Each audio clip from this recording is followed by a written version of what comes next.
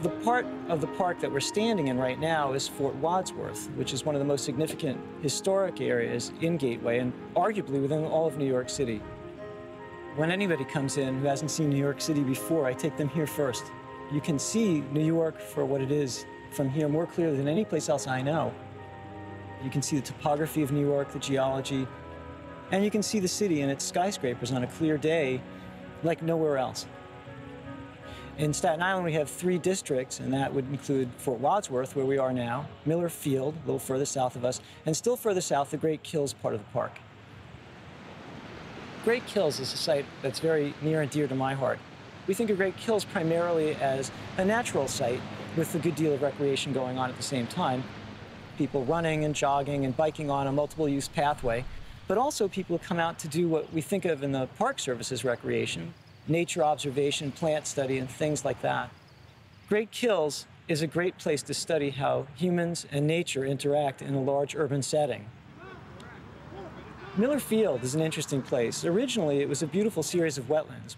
After that point, it was the Vanderbilt Farm, and Vanderbilt Farm supplied most of the food that you'd need to have if you had a series of estates elsewhere in New York State. After that point, it became a military installation with planes actively taking off from the field. Currently at Miller Field, we're the kings of recreation on Staten Island. Essentially, we run a series of soccer fields, baseball fields, rugby leagues play there. It's a recreational site of tremendous importance for Staten Island residents.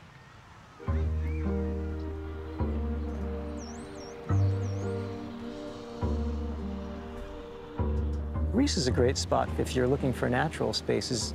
It is the cleanest water in New York City. It's on the Atlantic shoreline. You can walk the shoreline for miles. It's a great place to look for shells. It's a great place to relax. So it's kind of a magical area. Breezy Point is one of the most beautiful barrier spits you'll ever find. The barrier spit is just basically the last piece of land you'll get to before you get to the Atlantic Ocean. There's an area of about 270 acres that is preserved as the Breezy Point tip. It's the place where we have one of the largest colonies of breeding colonial birds that you'll find. Common terns, skimmers, least terns, and of course the piping plover, which nests in amidst them. We try to allow recreation as much as possible within that same space as these birds are using. Birds nest, people want to fish. There's always those 2 balances, and I think so far we've been fairly successful allowing them. Right off the shoreline, you look right across the harbor about a half a mile away, and you'll see the beauty of Coney Island and what they call Brooklyn's Eiffel Tower, the parachute jump. Breezy Point is one of those areas that's very much what Gateway's all about, a very wild space right next door to a very, very busy space. Fort Tilden is an unknown jewel, directly centered between the Atlantic Ocean and the Jamaica Bay. It is open, it is free, it has beautiful skies, beautiful sunrises, beautiful sunsets, beautiful birds and butterflies, and an openness that you don't find in an urban area. And we are in an urban area, and a lot of people don't know that we exist. Driving, I cross the Marine Park Bridge every day, and it is definitely a difference. From crossing that bridge, I'm entering into a new world. The experience is driving into just bliss. These Fort Tilden beaches give you an opportunity to go to a beach that is pristine and protected. If the National Park Service wasn't here, it would be a very different experience on this peninsula. And it really gives a feeling that this is a special place, it's a sacred place.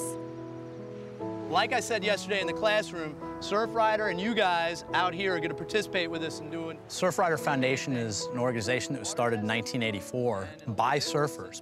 It's all about the environment, and in particular, the environment that surfers care about most. It's about protecting the beaches, oceans, and our access to those beaches. Picking up, very good. What we worked on today was a program called Respect the Beach. We worked on a beach cleanup, and in just under 2 hours, we picked up 8 large garbage bags of trash from, just 10 kids picking it up.